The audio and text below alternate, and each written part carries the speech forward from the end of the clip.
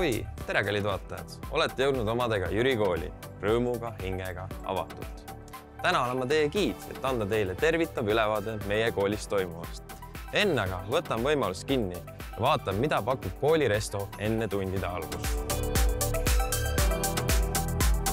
Nüüd on aga aeg koolipäevaga edasi liikuda. Sellest õppeaastast on meil 75-minutilised tunnid, mis tõttu möödub koolipäev kiiresti. Vahetundidel on võimalus oma aega väga erinevatel viisidel sisustada.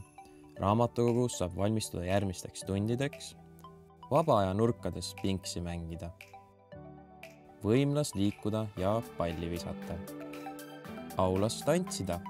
Nüüd on aeg naasta õppetöö juurde ning anda põgus ülevaade suuna- ja valikainetest. Saurustes õpitakse nende ajalugu läbi robotmudelite ehitamise ja programmeerimise. Male valikaines õpitakse kasutama keerulisi malemängu taktikaid ja strateegiaid. Kasulikke nippe lilleseadete valmistamiseks saab Floromaania valikainest. Seadusandlus tutvustab õpilastele tsiviil-, töö- ja tarbijaseadusi.